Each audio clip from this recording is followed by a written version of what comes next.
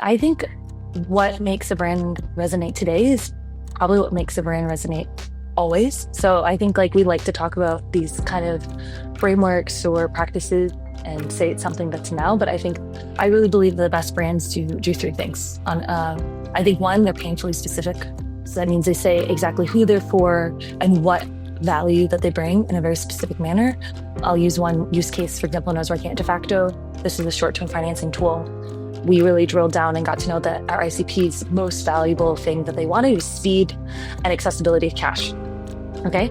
And so what we messaged them, instead of saying the fastest, cash possible, we said access working capital in 27 seconds. How we got there is we calculated how we did that. And because of that specificity, we quickly became known as a 27-second financing tool. So I think that's one thing that I think brands do really well and is important to stay relevant.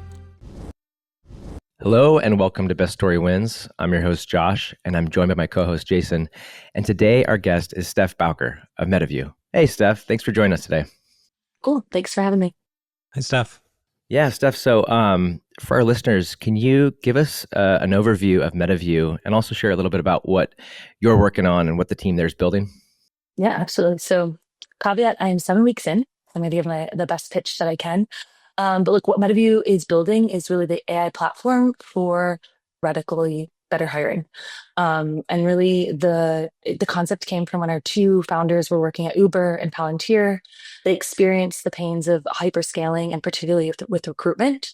And, you've probably been there. I've been there. Interview notes are all over the place. There's a lot of misalignment between the hiring manager, HR, and there's not really any great data to be pulled in terms of how to optimize the hiring strategy. So they really started with the first recruiting specific AI note taker. Everyone's probably tried a note taker at this point. This one is extremely contextual to the recruiting flow. Why? Because these interviews are much different in the way that conversational data needs to be captured.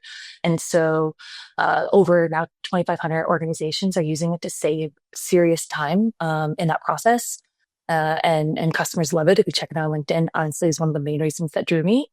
But now that, they've been around, they've captured over 3 million conversations, and now they're using that data to optimize even more the hiring process with now a suite of agents. So moving on to things like job posts, compensation reporting, all the different kind of work that recruiters need to do. We're now taking it and optimizing it with AI. And what led you to this role? Can you tell us a bit of your backstory and how you landed at Metaview? Well, I think I am a proud Midwesterner. I don't know why I like to start with that, but I was born and raised in Dayton, Michigan. Only a fun fact is that's where Madonna was born as well. And honestly, I'm kind of a case of accidentally being in tech. I really thought I was going to be a doctor, pre-med, but my first kind of side job in college was a startup called My Bandstock. I was really into music. And I then started to really fall in love with tech. And so that's how I landed. Then my first job into it in their rotational development program. Got to really get trained in how to create products that are deeply customer loved, and got a chance to work closely with Scott Hook on launching some new features. Then I joined over at Gusto as the first PMM, and also had the opportunity to be there early on and lead one of their first brand campaigns, which is really where then I started to fall in love with not just how to build the product, how to launch products, but then really how to create more of a movement behind the products. Because I really think storytelling, as this podcast says, is the magic behind brand. And then there is actually where I met a Frenchie who's now my husband, who brought me to France. And upon moving here, joined a company called Spendesk, a spend management platform. Got to join them at employee 14. Scaled the company then from 1 to 50 million. Lots of great learnings in terms of how to build a community-led brand. But while I was there, that was the smallest company I've been a part of. Got bit by the entrepreneur bug, as many do. So left to start my own company, raised, launched, closed that company, and kind of then went through a bit of a questioning of what do I want to do. And really, I just knew I loved marketing. So I did some part-time CMO work, one of those companies being De facto. But then while I was there, I got outreached by this company called Metaview. And to be quite honest, I usually don't always answer a lot of the outreach, but it was just phenomenally personalized. And I was like, okay, well, who's the company behind doing such a great outreach? And then I just started to look Google, ChatGPT, and LinkedIn, and the users absolutely loved Metaview. And so I was like, okay, I gotta talk to these guys because yeah, they got something going on. That's a great backstory. So, you've been in brand and marketing leadership roles for a while now. You've done a lot of cool things. Curious to hear your take on, and obviously there's a lot happening right now that's, the whole kind of marketing industry is in a state of flux. What what do you think makes a brand resonate with buyers today, especially in the B2B SaaS or AI space? So I I'll answer this. I think what makes a brand resonate today is probably what makes a brand resonate always. So I think like we like to talk about these kind of frameworks or practices and say it's something that's now, but I think I really believe the best brands do three things. I think one, they're painfully specific. So that means they say exactly who they're for and what value that they bring in a very specific manner. I'll use one use case, for example, when I was working at De facto. This is a short-term financing tool. We really drilled down and got to know that our ICP's most valuable thing that they wanted is speed and accessibility of cash. Okay. And so what we messaged them, instead of saying like the fastest, cash possible, we said access working capital in 27 seconds. How we got there is we calculated how we did that. And because of that specificity, we quickly became known as a 27-second financing tool. So I think that's one thing that I think brands do really well, and it is important to stay relevant, is to cut through something specific. I would say two is really picking an enemy. I think you have to latch on to something that a customer is either feeling or struggling with. And again, I think being the more specific that you can, and that can be like something, the old way of doing things, mediocrity, friction, time, etc. But I think being really specific on like what you are kind of attacking is what great brands do. I think one example I'd say is Ramp. I think does this really well. Like you can see everything that they do is always going back to hitting home that like the old way of doing expenses is painful, it's awful, and it just keeps like grounding back into I think how customers feel. And then I would say the last is really like contextualizing your brand in the real world. And I think we're seeing this a lot right now. And I think that's what the smartest brands do, but make sure to also contextualize it, I think, into how it works for your ICP. I think this is where you get some of that backlash of like, everyone says like, why is everyone trying to be Duolingo? Duolingo makes, the different memes that work for someone trying to learn languages. But I do think there is space to lean into cultural references and then have your brand tool fit into them. I think it's one of the things that actually Metaview did really well in the beginning. I know that they're really, recruiters are really social people. It's one of the huge channels. And so I know they did a lot of things like tapping into like the great funny memes of like the Oscars, but made sure that each one of the jokes really fit into something that a recruiter's life was. And so, yes, I think those are the three things. I think painfully specific, really going after an enemy, and I think contextualizing yourself in like what's happening in the real world. You've said before that brand work isn't fluff, it's foundational. Where do you see teams or leaders within teams underestimating the impact of brand and or just getting some of the fundamentals wrong about brand? I absolutely agree with that. Again, I'll state, I think brand is your core strategy that every company needs to be investing in. And I think where I see brand strategies like falling flat is honestly in the small details. I think everyone is very energetic behind big things like brand refreshes, out of home campaigns, websites. But I think a lot of where brand falls through is like the small details of things like transactional email, a customer support call, your actually hiring recruiting process. Again, like your employer brand is a part of your end brand, and I think this is where things fall through. This is one thing I think Gusto did super, super well. Like we obsessed literally over every single customer touch point, making sure it was something delightful, from the loader screen being that little piggy that walks to even like, I remember early on When you called customer support, we made a custom song and wanted to make sure it was like a moment that you weren't just like waiting. You could learn something. It was fun. And even like our transactional emails when it came to like taxes, like we hired like one of our key hires with a copywriter, like who made sure that every single email felt like something you wanted to receive, and not like something that just landed there by chance. So I think those like small details like really, really, really matter. That's great. Is there just kind of given your background, you've worked across fintech and SaaS and now in AI.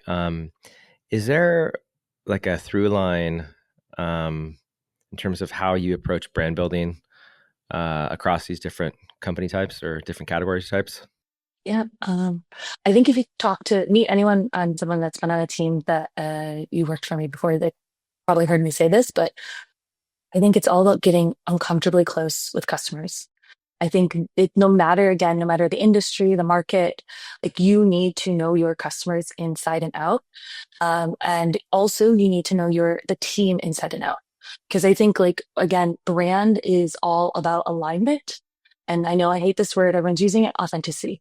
And so, but to really do that, you need to deeply figure out like, what is that sweet spot of like, what are the values that you see your customers identifying with and your team authentically representing. And so that both parties want to be associated with your brand.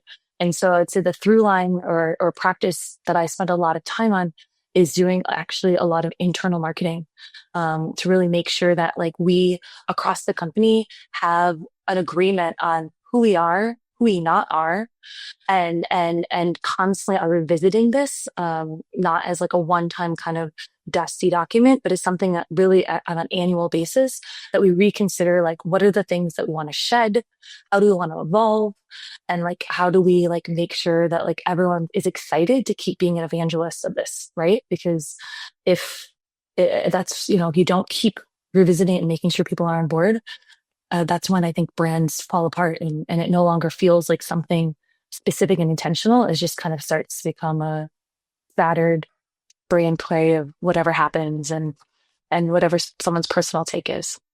Yeah, I mean that's so good. We had on a couple weeks ago. We recorded with someone that was multi-time CMO at some of the biggest brands, and he was sharing that for someone at that level, someone at the CMO level, or even at the VP level, they're spending about half their time just getting that alignment and maintaining that alignment, and it's probably the thing that is like most misunderstood or underrated in terms of what goes into building a brand, that internal campaigning and so forth. So, I mean, I think that makes a ton of sense. And I totally agree. Like if you're not all on the same page and not working together, it's really hard to build anything that's lasting. Absolutely. And I think to just double down on that, I think one of the things too, where people think about alignment then is they then think of it as a process. And I would say like, oh, okay, let's make sure someone's on board, but they like think about it as documentation. I think like I maybe too much go at it with the same kind of rigor and like intensity around like how I would do like a brand campaign of actually also trying to convince internal stakeholders to be re-excited, right? Because I think again, if your teammates are excited, your employees are excited about like what you want them to like emit externally, you feel it, right? And so I think that's the other thing too, is like thinking about internal branding as the same exercise as external branding. And we see more B2B companies out there tapping into weird or funny or more bold storytelling. I think Clay comes to mind on that front.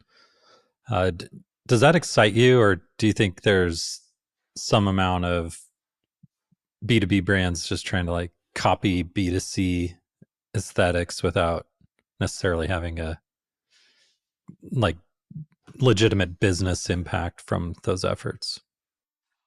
Well, I think I'd start that like, look, the reality is marketing is derived from something. We're not making art, we're not creating stories for the sake of art. Like we are trying to convince people that our product, our solution solve the real need in their real world. So I think we've always like marketers, B2C, B2B, B2C to B are like I think riffing off of like cultural, signals, stylistic trends, and emotional hooks to like fit in.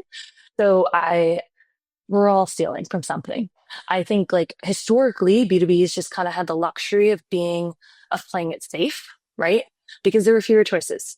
But the reality is now like there are a bazillion competitors for every single solution now. And so it's not that they're copying, it's that they have to do it, I think, to stand out and stay relevant. And so I guess I don't think even excited is fair. Like I'm excited from a personal level because I love creating stories that I think connect with people. And I think to do that, they need to either make you emit some emotion. Like I think the best thing is make you laugh, make you cry, make you scared that you're not doing something. So we love that word FOMO, or they make you feel like you're learning something, right? And so I guess yeah, I'm excited, but I'm more just like they have to do it. Like I don't know. I think it's not like B2Bs have to do it, or I think those are the ones we won't know about anymore. Mm-hmm. Curious to understand, across your career working at these various companies, like what's something, whether it's in the realm of hiring or attribution, brand strategy, what's something, a perspective or a belief that's really evolved dramatically over the years? Really great question. And one that kind of is coming up as I've joined the new team at Metaview is one I think around the team, hiring and building the marketing team. I think I used to be more rigid, to be quite honest, and felt like I wanted to only work with everyone who's like all in. And so I had this idea that like, we had to really bring everything in house and yeah, always have people full time. And that is completely shifted. And, I think it's a mixture of like the way the world has worked and now that more people want to work remote. And I think more people are embracing these part-time missions. So I think just like, I now think less of like, okay, this is the team I want to build and more really focus on, okay, this is what I need to achieve in the next 6 months, year, et cetera, and figure out how can I make it work for people with really, I think building the best possible team under any conditions. And, that's, and so, yeah. And so I think I'm trying to really champion for that. Because I think the best people don't always necessarily fit a certain working mold. And so I think just I would say just I evolved in my flexibility and belief system that you make the work fit the best people instead of like making the best people fit the way you want them to work. And what does a win look like for you now? Like if you look back on a brand campaign or hire or other moment in your career, what's a win you're proud of and why? I would say I think one that a win that I'm looking to have is more, and then I can share as a backdate one is I think is really just building a product and a brand that the biggest channel is customer evangelism. I think that's the ultimate gold star win that we're looking for. And it was one of the huge drivers that like attracted me to Metaview, as I mentioned, because right now like 42% of the business does come from word of mouth. I want that to even be bigger. Because I think like if you are creating a brand that customers are begging to be associated with you, that they want to co-create content, to be the 10, logo bars across, like that's winning, right? That you've achieved brand market fit, right? Yeah. I would say win that I'm proud of in the past is I really do believe the CFO Connect community that we built at Spendesk was something I was extremely proud of. Why I think it was one of the first real successful communities of practice in the B2B space. I think a lot of companies have built successful communities of product. Notion, I think, being one of them. HubSpot, obviously, but these are really products that people roles completely live and breathe in. Spendesk was intentionally, we wanted it to be, it's a back office tool, one that people wanted to go in as little as possible. And it was more about creating a community, a movement, and content that is around helping them elevate how they think in the finance team and making them feel less alone. And why I was really proud of it is it really, it was a long-term play that really built us, I would say, a moat of differentiation, as there was a lot of other competitors in the space from a product perspective. But I would say this brand moat really helped, I would say, defend and increased our net retention, likely to expand, and just like long-term loyalty, right? Because people were not here just for the product, they were here also for the community and brand that they were associated with as well. In my experience, I tend to learn a lot from losses as well. I'm curious, on the flip side, is there an example that comes to mind where or when the strategy and the creative that you and your team came up with just didn't work out, or maybe your team misread the cultural moment, or both? Can you speak to that? And if so, like, what was the lesson? Yeah. So I wanted to answer this one to the way you asked it, but what I kept coming down to, and I was thinking about like what I learned from, honestly, it was like regrets. I'm not putting stuff out there and missing moments or like overthinking it or not like pushing to get enough buy-in. Like I actually thought were like things that I'm trying like were like biggest learning moments. And I can name a few. Like one of them when I was at Spendesk, I really believed we needed to have a forever free plan to really do a land grab, because we didn't have like a real self-serve, but we needed to have some way for people to kind of easily enter. And I didn't push enough for get company buy-in, and two, three competitors did it like 6 months later. And it was just like, oh, like just honestly, it made me almost want to cry. And I don't know. I think those are the ones. Another one actually already at Metaview, I pitched this like really, I think, funny and kind of original way to announce myself joining the team. Because I think a lot of, again, when you join a company, it's one of those like few little rare moments that you get like that boop of like free organic traffic. People are excited to like support you. Also, obviously, I'm working in the hiring and recruiting space, and I thought it like would fit.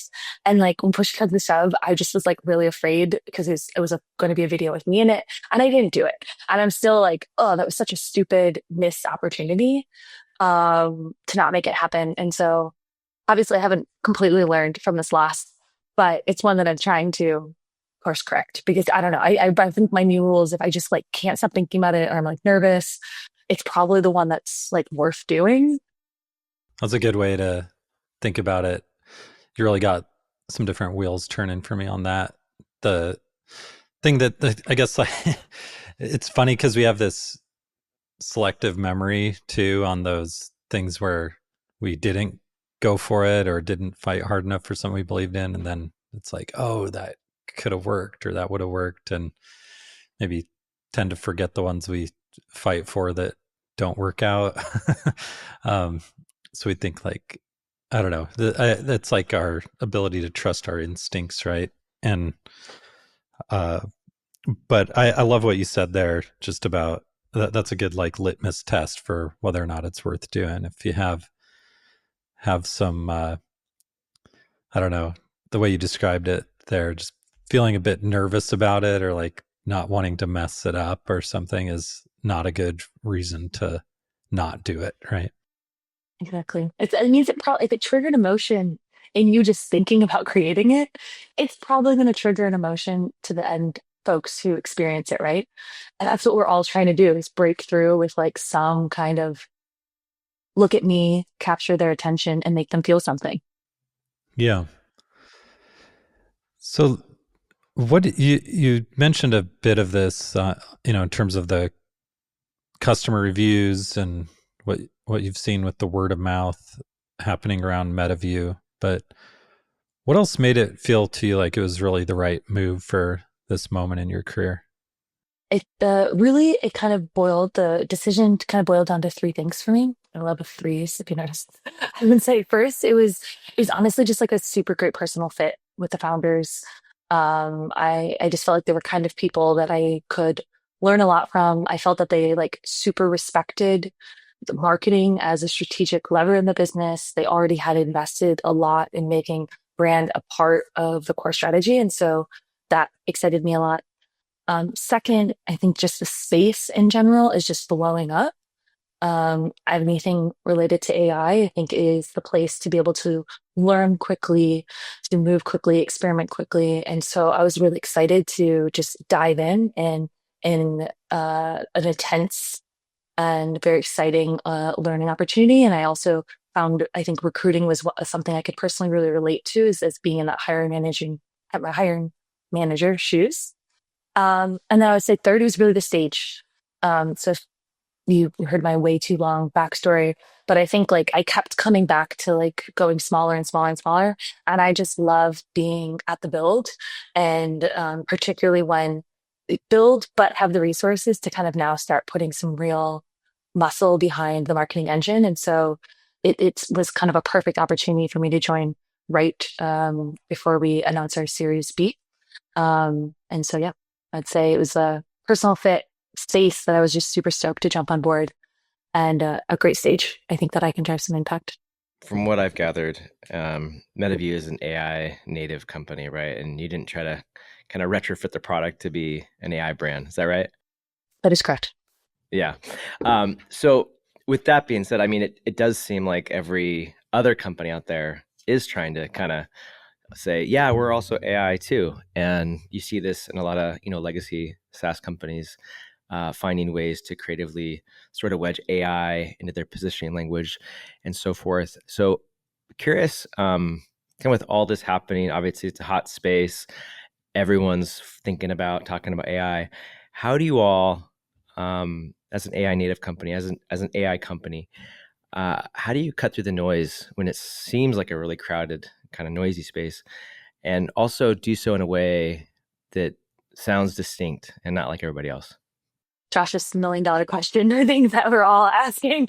I think everyone, but like I go back to like I think something that I said earlier that marketing principles have never changed. And this is like not a new moment of like having this like positioning crisis, like where everyone's jumping on the bandwagon. Like this was the all-in-one of 2010, right? Where all of a sudden every tool is the all-in-one, the go-to place for your one thing. And so I don't think it's a real like trick. I think it's just going back to what I said about being incredibly specific. And I think being incredibly specific about what value you bring to your end customers. I think you mentioned earlier Clay. I think Clay, awesome tool, but also great marketing. They don't say like, we're just the AI tool for marketers. They say like, go to market with unique data that you actually can act upon, right? Sub through AI, right? Lovable, great, right? Their tagline is just do good, build something lovable, again, with AI. Mutiny is another one that like I love. They're an ABM tool. And they say like give every account like one-to-one exactly how they want it with AI, So I think it's like the caveat needs to be like the AI is like enabling you to deliver what you ultimately built the company for, right? You didn't build a company just to give people AI. You built the company to solve certain problems. And I think the people that cut through again are going to be the ones who specify what problems they solve, how they solve them better, and who they are helping and explicitly saying who they're not. Looking into the future a bit, or trying to at least, what does the future of marketing feel like to you, or what do you think it's going to look like? Not just from like a tactical perspective, but how do you think teams are going to be operating, and like what do you think great work will look like, and how will that be separated from everybody else, right? Like we talk about with AI being so easy now to weave into our workflows, it's never been easier to create like decent content, but it's never been harder to create great content. What do you think the future of marketing is going to look and feel like? And not just in terms of like tactics. How do you think teams are going to be operating differently? And what do you think great work is going to look like? I'd say I have a few predictions and then a lot of we'll sees. I'd say, the first one, we're already experiencing this is leaner and more technical teams. Um, we are being pressed to do more with less, and especially with the pressure to adopt AI. But I think the reality is it's also just the skills of what means to a marketer today is going to change, and you're going to have to just be much more process thinking and technical minded, I think, to really keep up and compete. So that one's kind of an obvious feature that we're already kind of experiencing.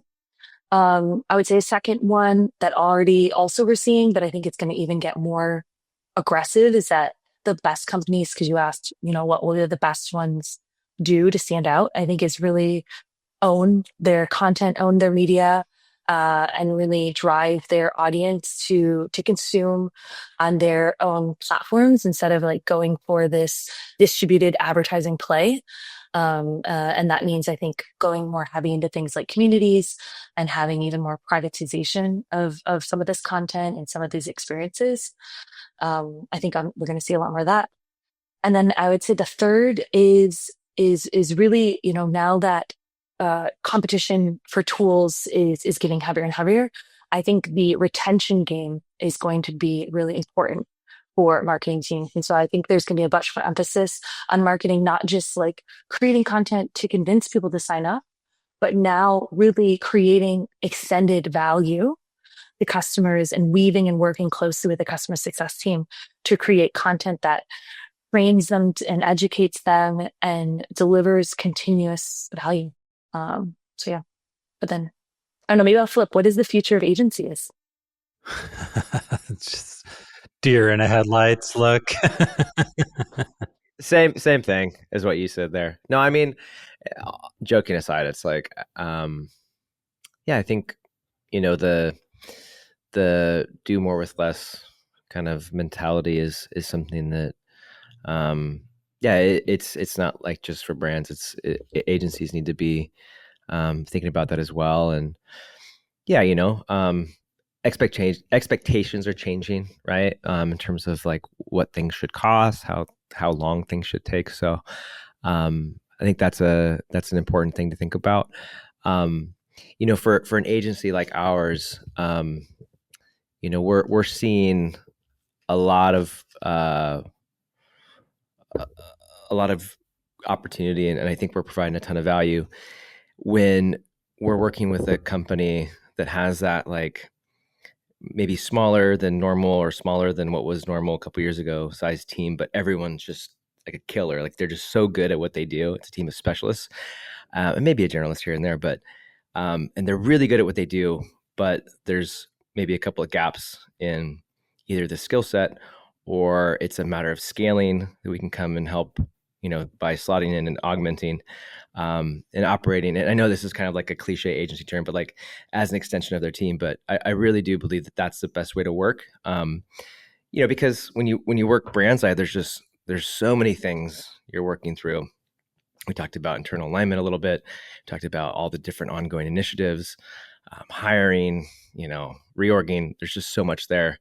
And so I think when we can be a set of steady hands and help people really kind of stay focused on their production and the strategy, on an ongoing basis, and then help with deploying content, that's where, I think we provide a ton of value. But yeah, getting smart about how we need to, because of cost structure, change and make adjustments where you can do so, and quality is impacted. That's a big thing. Jay, what would you add to that? Yeah, I think going back to something you mentioned earlier, Steph, about the reason why B2B marketers draw from B2C is like you need to stand out from the pack somehow.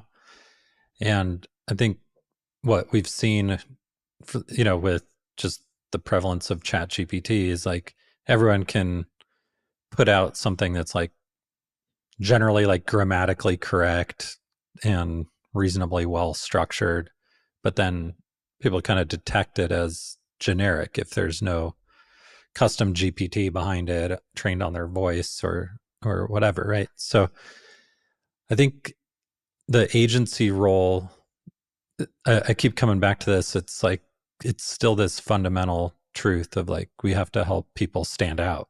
And as it gets easier and easier for people to essentially clone a company's product, website, everything, that marketing race is like more important than ever.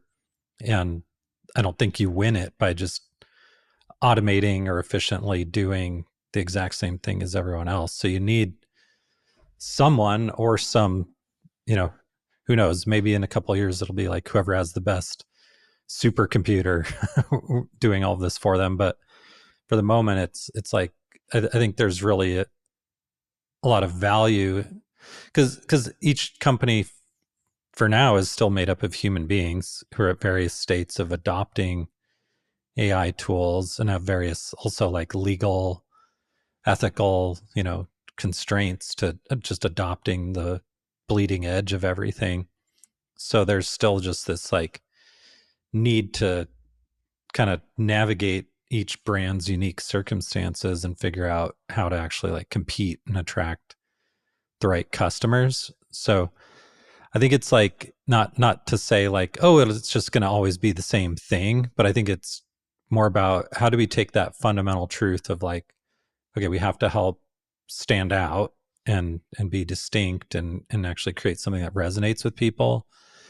And then whatever that unique audience is or goal, just be smart about like, okay, does AI help us or are we like trying to force it in here? If you're having to like rerun a prompt 700 times to get a visual that actually looks and feels like the brand, maybe AI is not helping you on that particular use case, but there's other. So I think like really coming at each problem as like, okay, what's the best way to solve this with or without AI is a good place where like I see us and other agencies continuing to provide value. And I'm curious too, because you've mentioned it seemed like a lot of the tools you're getting value from are in a lot of like kind of the customer communication, community strategy and so forth. And you've invested in this idea of like community building over the course of your career. How do you see communities evolving like in this new era of marketing, and how do you kind of think about the overall strategy around building that word of mouth, community? Yeah. Well, I definitely think community marketing we're going to only see a lot more of it. But I think first, I always like to help, I think, frame that there's kind of three different, I would say, strategies when you go about doing a community. The community of product, these are ones that are really about kind of bonding people together over just how to use the product. And I would say this is what a lot of people do in some format, usually at some point, just to save money from a product perspective, right? QuickBooks, I think, was a really good player of this early on, right? They have their community of accountants basically helping support and small businesses with the product, with the goal of using the product better. You have kind of community of interests. This is like, I would say, usually less seen in kind of, I would say, the B2B kind of space, more of a B2C place where the Nike created the like running club, right? And so it was like putting people together who have the shared interest of loving to work out, but you just happen to get discounts to wear their clothes as well, right? And then there's, I would say, this community of practice, which I would say a lot of times lived outside of, I would say, an official company. This is a lot of times, I would say, agencies, some kind of created them I saw, but also were just like individuals who were like started to create a personal following and being like, how can you be like Lenny's podcast? Obviously, he has a community behind him, right? Because everyone wants to learn how to be the best product leader in the world. But I think this is a play that we're starting to see, and I've always started to put into the places that I worked because I think it helps then create a movement behind what your product is doing. And so to answer some of the questions around like how I think you asked, like, how do I see this evolving? I think it's going to change a bit where I think a couple years ago, a lot of the places that the community lived were in these more bigger public Slack channels, et cetera, where the goal was to put as many people as possible to kind of help them forge, connections, share content and learnings. But I think like those have exploded. And now it's to the point where people, I think, are a part of many of them. And I would say you start to see dwindling returns on once you become a member of those. And so I think now we're seeing this like sharp curve where now it's about, I think, having a lot more smaller exclusive groups and about connecting, I would say, more subgroups in the bigger community where people can actually meet in person. Because shocker, the whole point of this is people want connection. And so I think like we're seeing that. I think a community play is more of like you want to create an overall arching brand that connects people, that by being a part of this group, you have a shared identity that you're something. Whether that be like, for example, we're creating at Metaview the 10x recruiting community. So it means if you're a 10x recruiter, you're someone who is living and using on the bleeding edge strategies for recruiting, right? And so that's something to be positively associated. By being a part of this, you'll also get access to exclusive training on how to use AI to better your job. But what we're also doing then is creating more geo-specific small hubs of groups where people can actually meet in person, foster those relationships, and kind of deepen the loyalty with each other, but also, of course, with our brand. And so yes, I think that's where I believe the future is going to kind of be going is moving away from this like total centralized approach to more of a centralized brand and decentralized tactics to make it work. What about contrarian takes? Like what's a contrarian take that you hold right now about marketing? Well, then it can all be automated, maybe. I don't know. This one's a hard one. I think like right now, everyone is like, oh, this is dead, this is dead, this is dead, this is dead.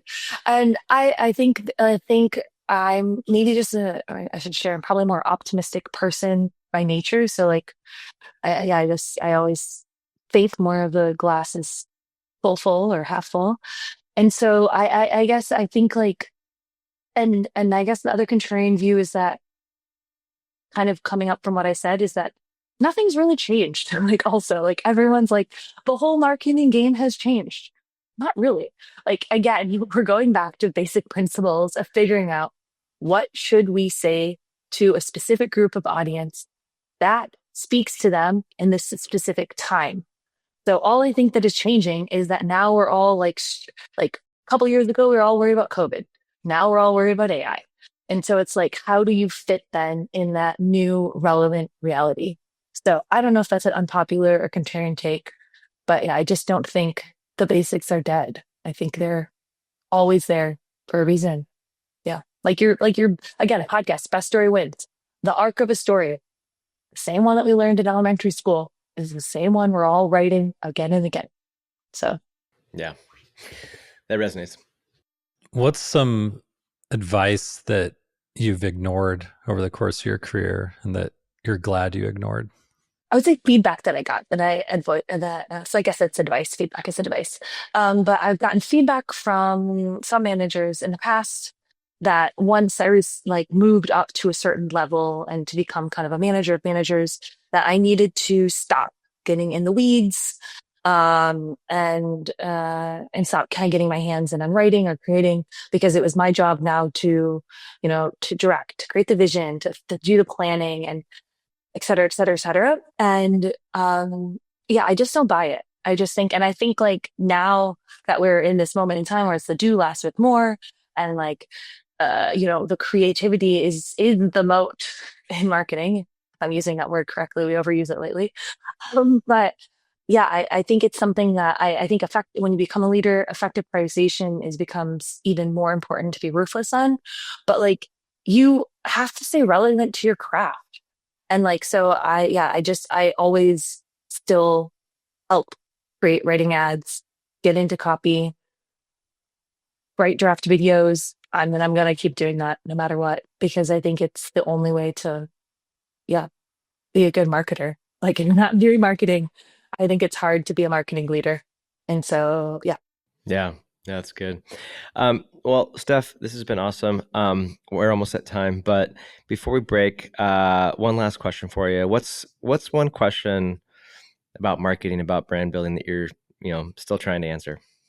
Yeah, one that actually just was talking about with my growth lead today is like how to walk the fine line of being like thoughtful versus creepy with hyper personalization. So if anyone can tell me, like, yeah, I think that's one that we're grappling with now that we're trying to do more of a ABM style approach. And yeah, I don't have an answer. So if you guys have that, please, please do. Steph, it's been awesome having you on. For people that want to learn more about you, potentially look you up online and follow you, uh, where's the best place for them to do so? I just say LinkedIn. And also if you want to like don't be shy if you want to message me directly. I love having virtual coffees or in-person coffees. I spend a lot of time. I live in Paris, but I spend a lot of time in London and SF. So Awesome. Thank you so much, Steph. Thanks, Steph. thank you. Thanks for having me.